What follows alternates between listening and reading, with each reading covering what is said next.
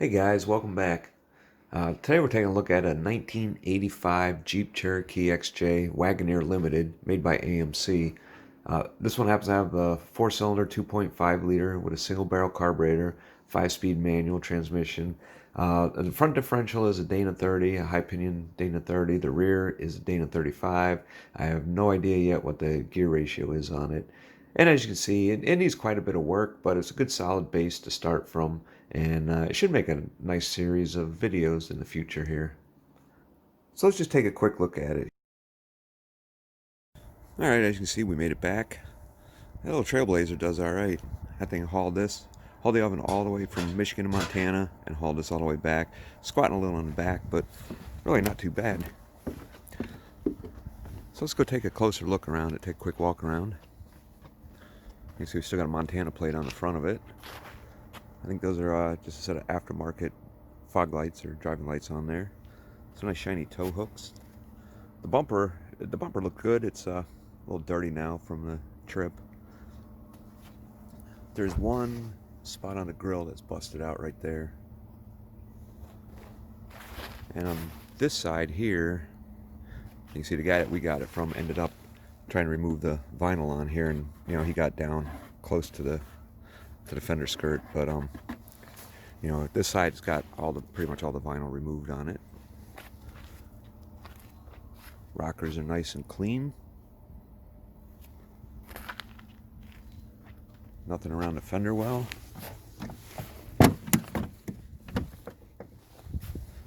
All the sills look good.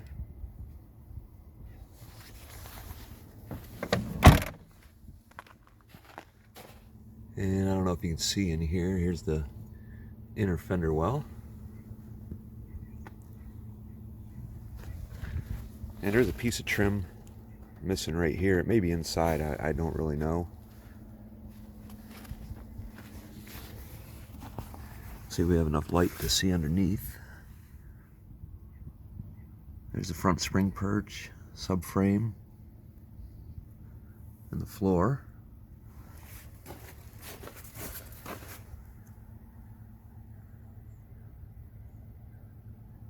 And you can even see on a control arm there, it's still got the original paint on it.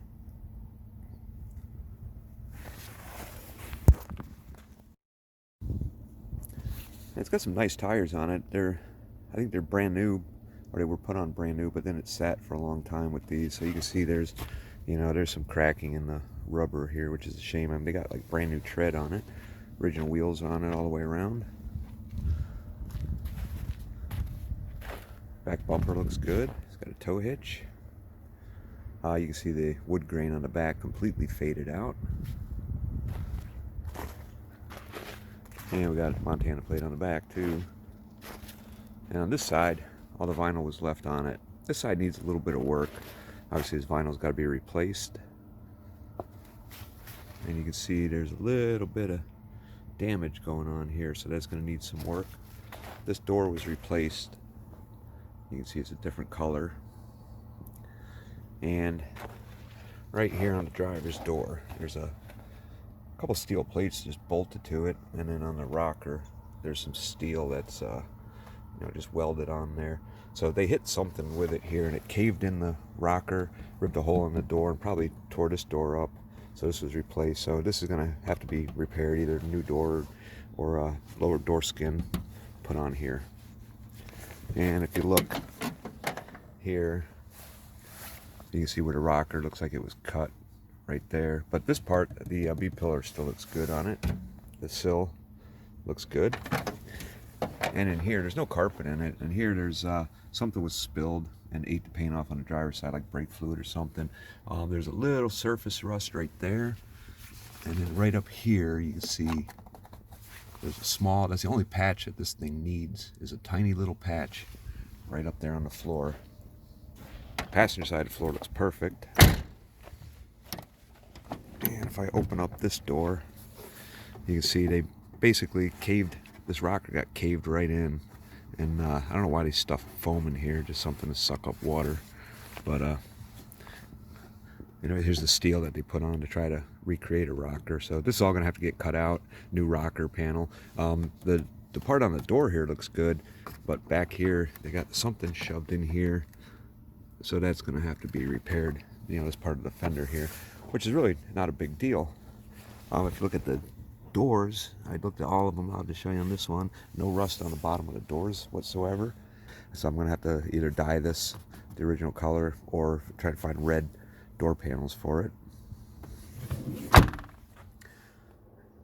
And somebody pop riveted that on there, so this is going to have to be replaced or repaired. And let's take a look underneath here at this rocker. Yeah, you can see how that was just smashed. Wish I had more light. It's a dingy day out here. But here's the floor on the driver's side. You can see right there is the only spot that needs a patch. And once again, the original paint is on the control arm, and subframe looks immaculate.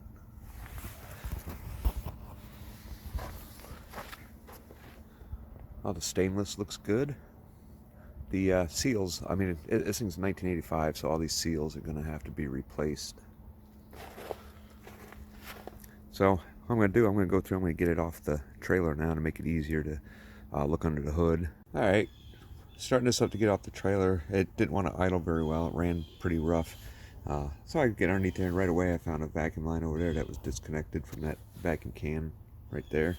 But as you see, this is a remanufactured engine that's in here. It looks like they just reused the intake and exhaust manifolds, but a brand new carburetor on it as well, brand new fuel filter.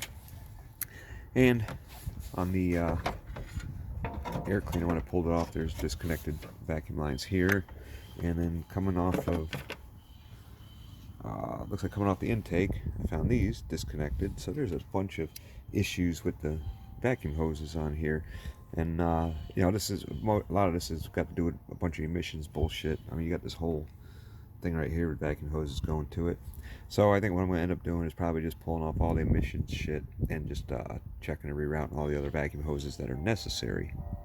But I'm going to go through, I'm going to plug these up and see if this thing will idle any better. Alright, so here we are in a Jeep. Got the keys in, vacuum lines hooked up. Oh, let's see. This is a pain in the ass sitting on the floor like this, but let's see if this thing will start up.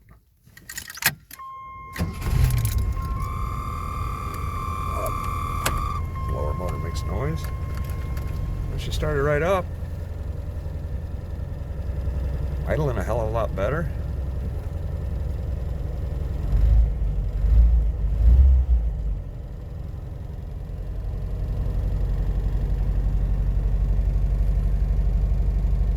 Gauges all look good. Got oil pressure.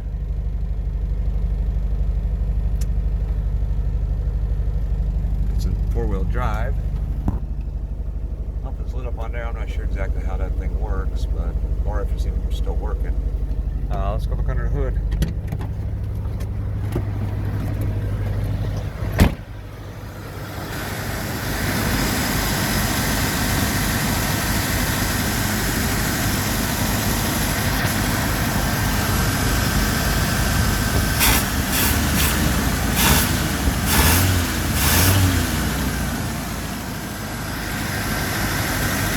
Got a little bit of a mess.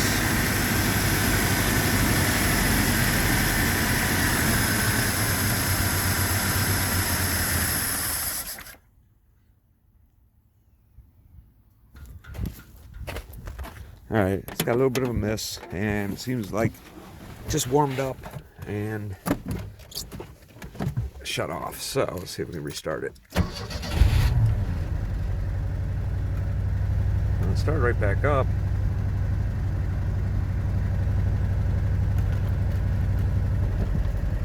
I still think there's a lot of vacuum issues with this thing.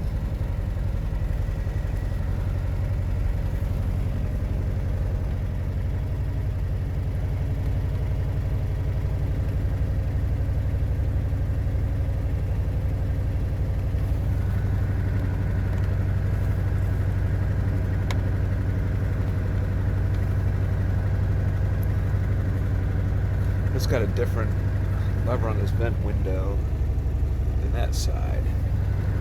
This one I'm not quite sure how operate it.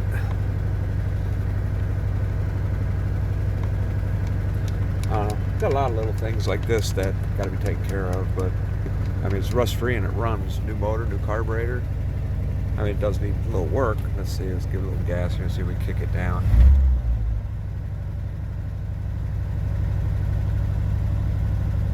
And I don't know, with them trying to get it running, I'm not sure if they like raise the idle on it or not, but we're gonna let it warm up a bit and see what happens.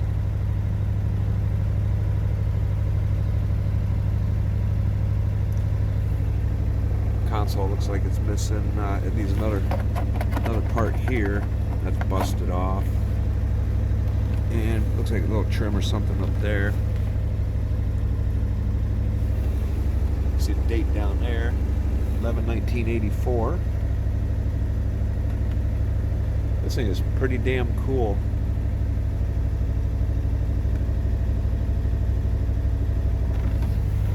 I think with a little bit of work and a few parts, man, this is going to be one hell of a nice Jeep. So I have one Jeep to restore when you can have two, right? Anyways, you guys take care, and I will see you on the next one.